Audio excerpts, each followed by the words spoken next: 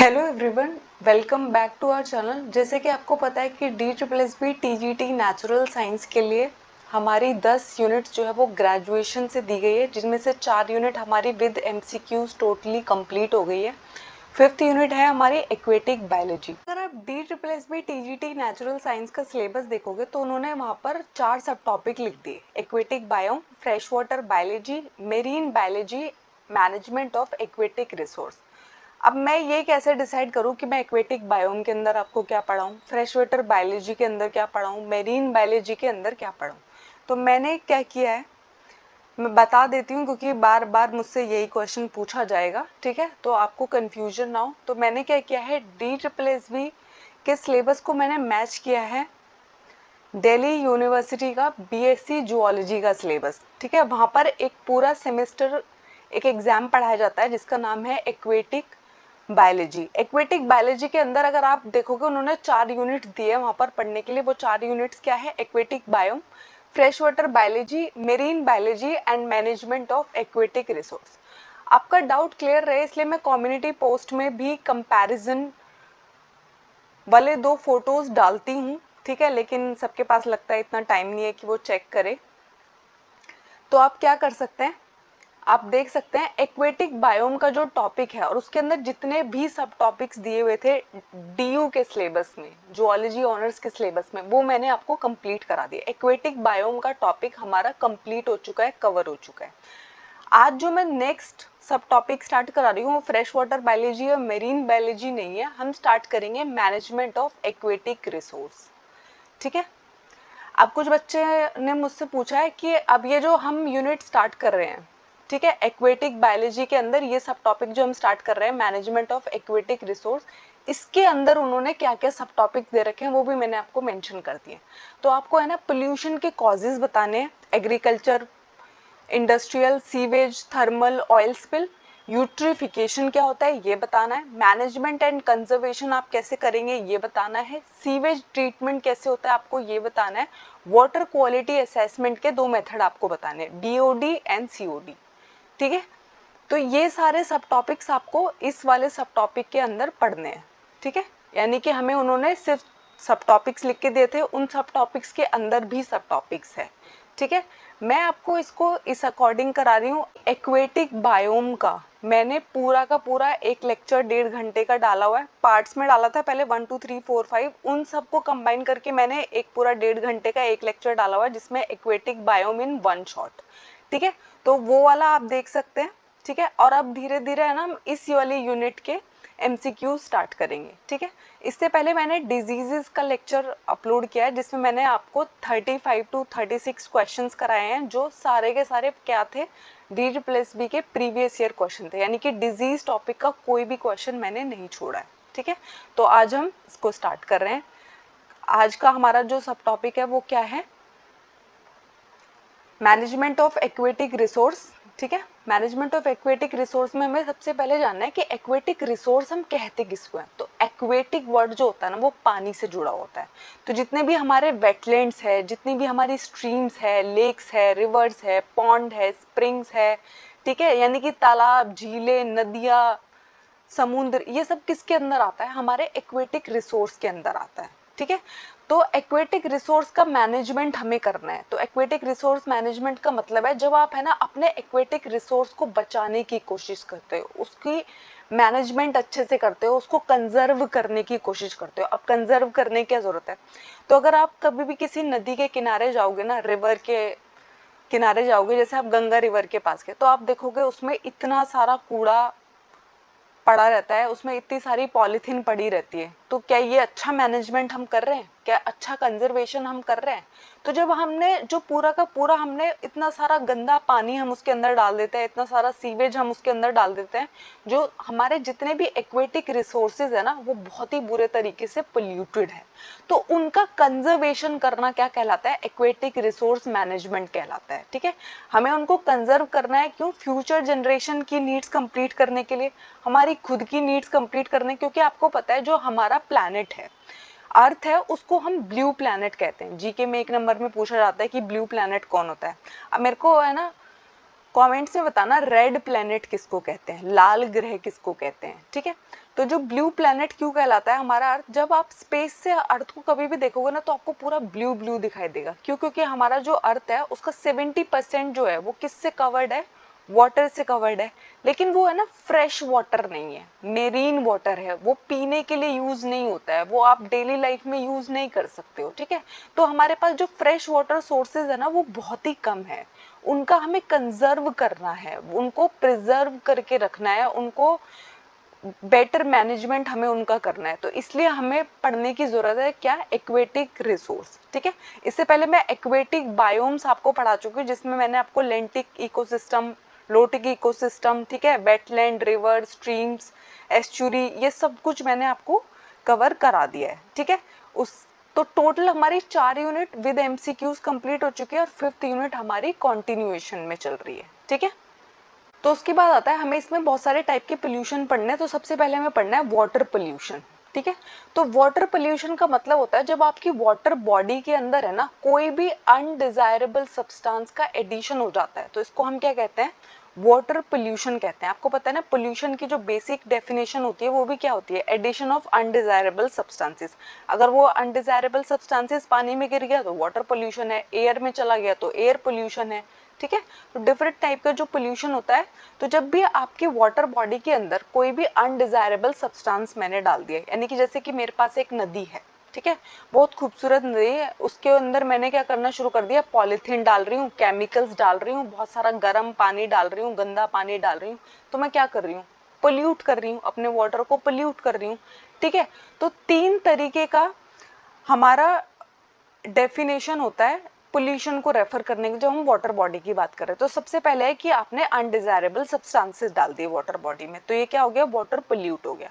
दूसरा क्या होगा, आपने डिजायरेबल सब्सटेंसेस खराब कर दिए, निकाल लिए, ठीक है। यानी कि जब आप है ना ये गंदगी डाल रहे हो तो आपके वाटर के अंदर है ना जो डिजोल्व ऑक्सीजन है उसका लेवल क्या होता है, कम हो जाता है। तो जब है ना अनडिजायरेबल तो ऐड कर रहे हो, डिजायरेबल चीजों को कम कर रहे हो, तो ये क्या है, ये भी पोल्यूशन है। और अगर टेम्परेचर चेंज हो रहा है, अब टेम्परेचर चेंज कैसे पोल्यूशन रेफर करता है, जो हमारे एक्वेटिक एनिमल्स होते हैं उनका भी एक टेम्परेचर रेंज होता है जिसके अंदर वो रहना पसंद करते हैं, ठीक है। तो अगर है ना बहुत एक्सट्रीमली ठंडा हो जाएगा या बहुत एक्सट्रीमली वाटर बॉडी का पानी गर्म हो जाएगा, तो दोनों में ही है ना प्रॉब्लम हो जाएगी, एक्वेटिक एनिमल को रहने में, सर्वाइवल में प्रॉब्लम होने लगेगी। डिजोल्व ऑक्सीजन का लेवल कम होगा तो भी उसे प्रॉब्लम होने लग जाएगी, ठीक है। तो वाटर पोल्यूशन को रेफर करने के हमारे क्या तरीके होते हैं, अगर आपने एडिशन कर दिया है अनडिजायरेबल सब्सटेंसेस का, आपने रिमूव कर दिए हैं डिजायरेबल सब्सटेंसेस, या फिर टेम्परेचर को आपने चेंज कर दिया है। अब आप ये नहीं बोल सकते गर्म कर दिया है बहुत ज्यादा तो ही प्रॉब्लम है, अगर बहुत एक्सट्रीमली ठंडा कर दिया तो भी प्रॉब्लम है, ठीक है। तो चेंज इन टेम्परेचर, ये तीनों चीजें क्या रेफर होती हैं, वाटर पोल्यूशन कहलाती हैं, ठीक है। Addition of undesirable substances in our water body, ठीक है। तो इसको हम क्या कहते हैं, वाटर पोल्यूशन कहते हैं, ठीक है। इससे हमारी एक्वेटिक लाइफ, जो एक्वेटिक फ्लोरा एंड फौना होते हैं उनको बहुत ज़्यादा प्रॉब्लम होने लग जाती है। हमारी जो फिश मोर्टेलिटी है उसका लेवल इंक्रीज होता है, हमारी फिशेस जो है वो मरने लग जाती है, अनवांटेड जो प्लांट्स है वो ग्रो करने लग जाते हैं, एक्वेटिक एनिमल्स की डेथ का रीजन बनने लग जाते हैं, ठीक है। नेक्स्ट है मतलब अब पोल्यूशन होता किस किस वजह से, हमारी वाटर बॉडी किस किस वजह से पोल्यूट हो सकती है। तो एक रीजन होता है एग्रीकल्चर वेस्ट। अब देखो एग्जामिनर अगर बहुत सिंपल सा क्वेश्चन बनाएगा तो आपसे पूछ सकता है कि वाटर पोल्यूशन के क्या क्या कारण हो सकते हैं, तो उसमें लिख देगा वो agriculture waste, industrial waste, oil spill and एक नॉर्मल सा कुछ लिख देगा। तो आपको मालूम होना चाहिए कि ये रीजन होते हैं और ये रीजन नहीं होता है। तो एग्रीकल्चर वेस्ट कैसे कारण बनता है, तो अगर है ना जब आप अपने खेतों में है ना पेस्टिसाइड और फर्टिलाइजर डालते हो, ठीक है, तो वो धीरे धीरे है ना क्या करते हैं, लीच होके है ना नीचे जा रहे होते हैं, हमारे ग्राउंड वाटर को पोल्यूट कर रहे होते हैं, ठीक है। तो ये एक तरीका है। दूसरा है ना रन ऑफ है। रन ऑफ का मतलब क्या है, जो बहुत सारे फर्टिलाइजर पेस्टिसाइड आपने डाला उसकी वजह से ना हमारी जो सॉइल है उसकी सैलिनिटी बहुत ज्यादा इंक्रीज हो जाती है। तो जब बारिश आती है तो वो पूरा का पूरा पानी मिक्स होकर खेतों का जो मिट्टी उसमें मिली हुई है, फर्टिलाइजर मिले हुए, वो जाके हमारे वाटर बॉडी के साथ कंटैमिनेट कर जाते हैं। तो इस तरीके से भी हमारा वाटर जो है वो पोल्यूट हो गया। उसके अलावा जो आपके एनिमल्स होते हैं, ठीक है, उनका जो एक्सक्रीटा है, उनका जो वेस्ट है, उनका जो यूरिन है, वो अगर हमारी वाटर बॉडी में मिक्स हो गया, उनके अंदर जो पैथोजेंस ग्रो कर रहे थे, बैक्टीरिया ग्रो कर रहे थे, वो अगर हमारे वाटर बॉडी में मिक्स हो गए, तो ये भी क्या है, एक तरीका क्या है, ये भी एग्रीकल्चर से आने वाला वेस्ट है, और इसने क्या कर दिया, हमारे वाटर लेवल को पोल्यूट कर दिया है। ठीक है, उसके बाद है ना, अगर बहुत सारे सेडिमेंट, जब है ना बहुत आप प्लगिंग कर रहे होते हैं, ठीक है, आप खेती करने के लिए पहले जुताई जब कर रहे होते हैं, टिलिंग कर रहे हैं, प्लगिंग कर रहे हैं, ठीक है, तो उसकी वजह से है ना बहुत सारा, सोचो वहां पे आसपास में कोई नदी थी या फिर कोई तालाब था, ठीक है, उसके अंदर जब बहुत सारी मिट्टी जाके गिर गई, ठीक है, या बहुत तेज हवा चली उसकी वजह से जाके मिट्टी गिर गई, तो सेडिमेंट का लेवल जो है वो इंक्रीज हो जाता है, जिसकी वजह से क्या होता है, वाटर टर्बिडिटी इंक्रीज हो जाती है। और आपको पता है जब वाटर टर्बिडिटी इंक्रीज होती है, तो एक्वेटिक बायोम के टॉपिक में मैंने आपको पढ़ाया था कि जब टर्बिडिटी इंक्रीज होती है तो हमारी जो एक्वेटिक लाइफ है उसके पास सही से सनलाइट नहीं पहुंच पाती, सनलाइट नहीं पहुंच पाएगी तो फोटोसिंथेसिस नहीं कर पाएगा, फोटोसिंथेसिस नहीं कर पाएगा तो जो ऑक्सीजन का लेवल है वाटर बॉडी में वो कम होगा, वो कम होगा तो क्या होगा, हमारी एक्वेटिक लाइफ जो है वो डिस्टर्ब होने लग जाएगी। ठीक है, डिस्टर्ब होएगी, डिस्टर्ब होएगी, हमारी जो फिशेज है उनकी मोर्टेलिटी इंक्रीज होने लग जाएगी। ठीक है, तो टर्बिडिटी भी इस तरीके से इफेक्ट डालती है। उसके बाद सिल्ट, यानी कि जो रेत और छोटे छोटे पार्टिकल्स होते हैं, सिल्ट पार्टिकल्स होते हैं, वो भी जाके एग्रीकल्चर की वजह से आपके वाटर बॉडीज में मिक्स कर जाते हैं। तो एग्रीकल्चर वेस्ट में क्या क्या होते हैं, पेस्टिसाइड एंड फर्टिलाइजर, ठीक है, उसके अलावा एनिमल्स का एक्सक्रीटा और सेडिमेंट्स, ठीक है, सिल्ट एंड सेडिमेंट्स, ये सब कुछ क्या है, एग्रीकल्चर वेस्ट है। ये सब क्या करते हैं, हमारे वाटर लेवल को पोल्यूट करते हैं। ठीक है, नेक्स्ट आता है इंडस्ट्रियल वेस्ट। तो जब है ना हमारी वाटर बॉडीज है वो पोल्यूशन उनके अंदर बढ़ रहा है, किसकी वजह से, क्योंकि उनके अंदर हम क्या डंप कर रहे हैं, अपना इंडस्ट्रियल वेस्ट डंप कर रहे हैं, टॉक्सिक और अनट्रीटेड केमिकल्स। जो हमारे इंडस्ट्रीज में हम है ना बहुत सारे केमिकल्स जो यूज कर रहे हैं, उनको जब हम है ना बिना ट्रीट के डायरेक्टली हमारे वाटर बॉडीज में, रिवर्स के अंदर, नालों के थ्रू सीधा सीधा डाल देते हैं, तो क्या होता है, हमारा जो रिवर्स है वो पोल्यूट हो रहे हैं, हमारे जो ओशियंस है वो पोल्यूट हो रहे हैं। ठीक है, तो अब इंडस्ट्रियल वेस्ट में क्या क्या आता है, तो अगर आपकी ऐसी फैक्ट्री है या फिर ऐसी कंपनी है जिसमें है ना लेड, मरकरी, सल्फर, नाइट्रोजन, ऐसे टॉक्सिक केमिकल्स यूज होते हैं आपके प्रोडक्ट्स को बनाने के लिए, ठीक है, तो उनको अगर आप डायरेक्टली डंप कर रहे हो रिवर्स के अंदर, तो क्या हो रहा है, आपकी वाटर बॉडी पोल्यूट हो रही है। ठीक है, उसके अलावा अगर आप किसी एरिया में माइनिंग कर रहे हो, ठीक है, खुदाई कर रहे हो, वहां से भी जो बहुत सारा वेस्ट निकलता है, ब्लीचिंग केमिकल्स, यानी कि जब आप किसी जगह पे, जैसे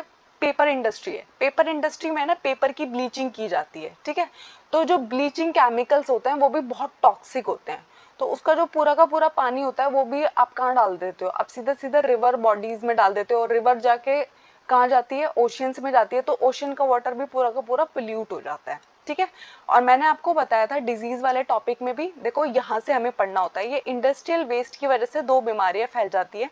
जो मरकरी का जो वेस्ट इंडस्ट्रीज डंप कर रही है हमारी रिवर्स के अंदर, तो क्या होता है, हमारा वाटर पोल्यूट हो रहा है, उसके बाद हमारा ग्राउंड लेवल वाटर भी पोल्यूट हो रहा है, तो हमें है ना मरकरी की वजह से क्या हो जाता है, मिनामाटर डिजीज हो जाती है, और कैडमियम की वजह से हमें इटाई इटाई डिजीज हो जाती है।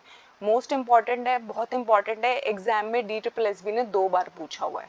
ठीक है, तो एक बार मिनामाटा पूछा गया है, एक बार इटाई इटाई पूछा गया है। ठीक है, याद रखिएगा कि कैडमियम की वजह से इटाई इटाई होती है, मरकरी की वजह से मिनामाटा होता है, और जो हमारे इंडस्ट्रियल वेस्ट है उसके अंदर आते हैं ये सब कुछ। ठीक है, हमारे इंडस्ट्रीज में जो इतने सारे केमिकल्स यूज होते हैं, ठीक है, हमें एक बहुत सुंदर सा लेदर का बैग बनाना है, ठीक है, उसके लिए इतने सारे टैनिंग की जाएगी पहले, और उस टैनिंग के प्रोसेस में इतने सारे केमिकल्स यूज किए जाएंगे, और उनको हम बाद में कहाँ डंप करते हैं, अपने रिवर्स में डंप करते हैं।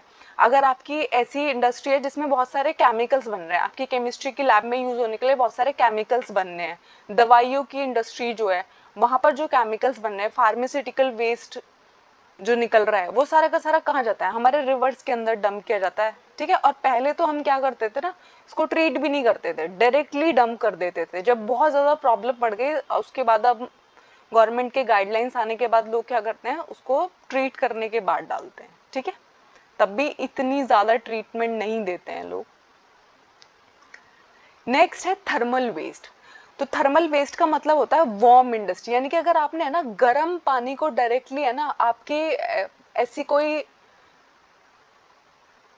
आप कोई ऐसा काम कर रहे हो जहाँ पे ना बहुत सारा गर्म पानी आपका वेस्ट निकलता है, ठीक है, और उस पूरे गर्म पानी को आप डायरेक्टली अगर डाल रहे हो, तो मैंने आपको बताया था कि अगर आप अनडिजायरेबल सब्सटेंस डाल रहे हो, अगर आप डिजायरेबल सब्सटेंस को रिमूव कर रहे हो या फिर चेंज इन टेम्परेचर कर रहे हो, तो आप क्या कर रहे हो, वाटर बॉडी पोल्यूट कर रहे हो। तो अगर आपने बहुत सारा गर्म पानी एकदम से रिवर में डाल दिया तो उसका जो टेम्परेचर है वो चेंज होएगा और उसकी वजह से क्या होता है, एक तरीके का वेस्ट बढ़ेगा। कैसा वेस्ट है, ये थर्मल वेस्ट है। तो जो हमारे एटॉमिक प्लांट होते हैं, ठीक है, एटॉमिक न्यूक्लियर पावर प्लांट है, कोल एंड पेट्रोलियम एशेस जब रिवर के साथ नीचे आती हैं, ठीक है, जो हमारे फॉसिल फ्यूल बर्निंग की वजह से एसिड रेन आ रहा है, ठीक है, ये सारी की सारी चीजें क्या होती हैं, ये बहुत सारा थर्मल वेस्ट है, ठीक है। जितना भी धुआं ऊपर जा रहा है, और जो कूलेंट होता है, कूलेंट क्या होता है, बहुत सारे इंडस्ट्रीज में यूज होता है। आपकी कार जो गर्म हो जाती है तो उसके अंदर हम कूलेंट डालते हैं, ठीक है। तो जो कूलेंट होता है वो और भी बहुत सारी इंडस्ट्रीज में यूज होता है। तो वो उस पानी को भी जब आप डायरेक्टली डंप करते हो ना अपने वाटर बॉडीज में, तो वो किस तरीके का वेस्ट है, थर्मल वेस्ट है, हमारे उसको पोल्यूट कर रहा है, ठीक है। तो जब है ना एक्वेटिक लाइफ, आपने टेम्परेचर चेंज कर दिया, ठीक है, टेम्परेचर चेंज कर दिया, तो वहां पे रहने वाली जो फिशेज है उनका एक टेम्परेचर रेंज था, ठीक है। अब वो टेम्परेचर रेंज चेंज हो गया, टेम्परेचर रेंज चेंज हो गया तो मोर्टेलिटी बढ़ जाती है, ठीक है, एक्वेटिक एनिमल्स सब मरने लगेंगे। अब ऐसा क्यों होता है, जैसे कि आपको देखिए, ह्यूमन जो होता है उसका जो बॉडी रेंज होता है वो 37 डिग्री सेल्सियस होता है। तो 37 डिग्री सेल्सियस अगर बाहर है तो हम बहुत आराम से रहते हैं, अगर बहुत गर्मी हो रही होती है तो हमें एसी चाहिए होता है, बहुत ठंड हो रही होती है तो हम रजाई ओढ़ लेते हैं, ठीक है। तो हमारा भी एक टेम्परेचर रेंज है ना, वैसे एनिमल्स का भी एक टेम्परेचर रेंज रहता है, ठीक है। क्योंकि जो हमारे बस आर्की बैक्टीरिया होते हैं वो तो बहुत अलग अलग रेंज में भी काम करते हैं, लेकिन मैक्सिमम एनिमल्स का एक टेम्परेचर रेंज है। तो आपने उसको डिस्टर्ब कर दिया है थर्मल वेस्ट डंप करके अपने वाटर बॉडीज के अंदर। तो ये भी क्या है, पोल्यूशन का एक मेथड है। तो आपको मालूम होना चाहिए कि जो हमारे एटॉमिक न्यूक्लियर पावर प्लांट्स है, हमारी जो कोल एंड पेट्रोलियम इंडस्ट्री है, जो हमारी कूलेंट इंडस्ट्री है, वहां से जो वेस्ट आ रहा है वो किसके अंदर आता है, थर्मल वेस्ट के अंदर आता है, इंडस्ट्रियल वेस्ट के अंदर आता है, और वो क्या करता है, हमारे वाटर बॉडी को पोल्यूट करता है। नेक्स्ट है ऑयल स्पिल। अब पता नहीं आपने सुना है कि नहीं सुना। तो आपको पता है कि जो ऑयल होता है ना वो हर कंट्री में नहीं निकल रहा होता है, ठीक है। तो जो गल्फ कंट्रीज है उनके अंदर हमारा बहुत ज्यादा तेल निकलता है। तो अब वो तेल हमें इंडिया में चाहिए, दूसरी कंट्रीज में चाहिए, तो वो सारा का सारा है ना प्लेन से आने के बजाय शिप से आता है, ठीक है। तो ओशियन के रास्ते से आ रहा होता है। तो जब कभी कभी क्या होता है ना, एक्सीडेंट हो जाता है, ठीक है, या गलती से क्या होता है, लीकेज होने की वजह से शिप्स जब ट्रांसपोर्ट करके ला रहे होते हैं तो क्या होता है, बहुत सारा ऑयल जो है वो हमारे ओशियन में स्पिल कर जाता है, फैल जाता है, ठीक है। आपको लगेगा एक छोटी सी प्रॉब्लम है, ये बहुत बड़ी प्रॉब्लम है, क्योंकि जो ऑयल स्पिल होता है ना, आपको पता है ऑयल जो है वो वाटर में मिक्स भी नहीं होता है, तो वो एक लेयर बना देता है। लेयर की वजह से अब क्या होगा, सही से लाइट पेनिट्रेट नहीं हो पाएगी, तो वहाँ पे जो एक्वेटिक लाइफ है वो डिस्टर्ब होनी शुरू हो जाती है। तो ऑयल स्पिल की वजह से ना मेरीन लाइफ को बहुत ज़्यादा थ्रेट हो जाती है, ठीक है। तो ट्रांसपोर्ट करते टाइम शिप्स के जब ट्रांसपोर्ट हो रहा था, ऑयल जब ट्रांसपोर्ट हो रहा था, उसमें है ना अगर गलती से लीकेज हो गई, स्पिलेज हो गई, तो अब क्या होगा, हमारी एक्वेटिक लाइफ डिस्टर्ब हो जाती है, ठीक है। और ये भी क्या है, वाटर पोल्यूशन का एक मेथड है। तो वाटर पोल्यूशन में मैंने आपको क्या क्या पढ़ाया, एग्रीकल्चर वेस्ट हो सकता है, इंडस्ट्रियल वेस्ट हो सकता है, थर्मल वेस्ट हो सकता है, और ऑयल स्पिल हो सकता है, ठीक है। अब वाटर पोल्यूशन के क्या क्या सोर्सेज हैं वो उनको हम देख लेते हैं। तो एग्रीकल्चर वेस्ट से आप क्या क्या कारण हो सकता है, फर्टिलाइजर और पेस्टिसाइड, या फिर हमारे एनिमल का जो एक्सक्रीटा और यूरिन है, अगर वो हमारे वाटर बॉडी में मिक्स हो रहा है तो ये किसका कारण है, वाटर पोल्यूशन का कारण है। आपके घर से आने वाला गंदा पानी, ठीक है, जब आपने बर्तन साफ किए, पोछा लगाया, जो भी आपके घर का गंदा पानी है, सीवेज वाटर है, वो सब क्या कारण होते हैं, वाटर पोल्यूशन का कारण होते हैं, ठीक है। आपके जो सिंथेटिक डिटर्जेंट है, प्लास्टिक है, रबड़ है, उसको अगर आप अपने वाटर बॉडीज में डाल रहे हो तो आप क्या कर रहे हो, वाटर को पोल्यूट कर रहे हो। अगर आप एसिड्स डाल रहे हो, एल्कली डाल रहे हो, यानी कि जो हमारा वाटर होता है उसका पीएच क्या होता है, न्यूट्रल वाटर का, फ्रेश वाटर का पीएच क्या होता है, 7 होता है, न्यूट्रल होता है। अगर आप उसमें कोई एसिडिक कंपाउंड डाल रहे हो या फिर अल्कलाइन कंपाउंड डाल रहे हो तो क्या हो रहा है, आप उसका पीएच चेंज कर रहे हो, उसको पोल्यूट कर रहे हो, ठीक है। कोल एंड पेट्रोलियम, डाइज, इतनी सारी इंडस्ट्रीज है जिनमें डाई यूज होती है, ठीक है, उसको अगर हम अपने वाटर बॉडी में डंप कर रहे हैं तो हम क्या कर रहे हैं, अपने वाटर को पोल्यूट कर रहे हैं। इंडस्ट्रीज से जहाँ से है ना बहुत सारे chlorine, bleach, fluoride, tanneries. Tanneries का मतलब क्या होता है, बहुत सुंदर सुंदर हमें शूज पहनने हैं, बैग्स यूज करने हैं जो किससे बने हुए हैं, लेदर से बने हुए हैं। तो वहां पे है ना उस लेदर को क्लीन करने के लिए इतने सारे केमिकल्स यूज होते हैं, तो टैनरीज से आने वाला वेस्ट, ठीक है। उसके अलावा बहुत सारी इंडस्ट्रीज होती हैं जहाँ पे ना ब्लीचिंग कंपाउंड्स यूज होते हैं, ठीक है। हमारा जो पेपर होता है वो भी ब्लीचिंग से बनता है, हमारे जो कपड़ों की सफाई होती है उसके अंदर भी ब्लीच इस्तेमाल किया जाता है। आजकल तो लोग अपने बालों को स्ट्रेट करा रहे होते हैं, इतने सारे केमिकल्स, उसमें भी ब्लीचिंग कंपाउंड्स यूज हो रहे होते हैं, ठीक है। तो ये जो सारे के सारे केमिकल्स है, जब ये हमारे वाटर बॉडी में आते हैं तो ये भी क्या कर रहे हैं, वाटर को पोल्यूट कर रहे हैं, ठीक है। उसके अलावा जो हमारे एशेज है, धुआं जितना जा रहा है, हाइड्रोकार्बन, सस्पेंडेड पार्टिकल, जिनकी वजह से क्या होता है, एसिड रेन होता है, ठीक है। आपको पता है ना जो नाइट्रोजन एंड सल्फर के कंपाउंड होते हैं वो जब वाटर के साथ मिक्स होते हैं तो वो क्या करते हैं, एसिड रेन करते हैं, ठीक है। तो एसिड रेन के ऊपर भी कई बार क्वेश्चन आया, तो आपको है ना मेरे को कमेंट्स में बताना है कि किस पीएच पे हम किसी रेन को एसिड रेन कहते हैं, ठीक है। तो क्या पीएच होता है जब वो किसकी कैटेगरी में आ जाती है, एसिड रेन की कैटेगरी में आ जाती है, ठीक है। उसके अलावा जो हमारे न्यूक्लियर पावर प्लांट्स है, हमारा जो ऑयल स्पिल है, रेडियो एक्टिव वेस्ट। अब देखो रेडियो एक्टिव वेस्ट क्या होता है, तो हमारी जो न्यूक्लियर पावर प्लांट्स हैं वहाँ पर हम है ना रेडियो एक्टिव एलिमेंट्स को यूज करते हैं, और आपको पता है रेडियो एक्टिव एलिमेंट्स जो होते हैं ना उनको हजारों साल लगते हैं डीके होने में। तो हम उनको ऐसे ही कहीं और डिस्पोज ऑफ नहीं कर सकते क्योंकि उनकी रेडिएशंस क्या करेगी, आप तक पहुंच जाएगी।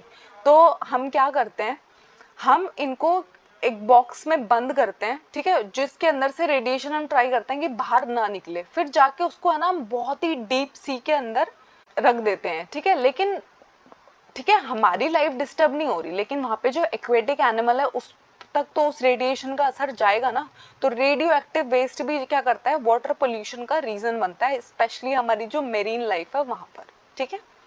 ये हमारे सारे सोर्सेज थे वाटर पोल्यूशन के, ठीक है। तो वाटर पोल्यूशन की वजह से होता क्या क्या है, बहुत सारी बीमारियां हो सकती है, ठीक है। अगर बैक्टीरियल वेस्ट है तो आपको कॉलेरा हो सकता है, टाइफॉइड हो सकता है। ये सारी बीमारियां कैसी है, गंदा पानी पीने की वजह से होता है, कॉलेरा, टाइफॉइड, ठीक है। एक्वेटिक लाइफ को बहुत ज्यादा नुकसान पहुंचता है, आपकी फिशेस मरने लग जाती है, ठीक है। जो फिशर्स होते हैं उनको बहुत नुकसान होता है, अगर आपने उन फिश को फीड किया तो आपको बीमारियां हो सकती हैं।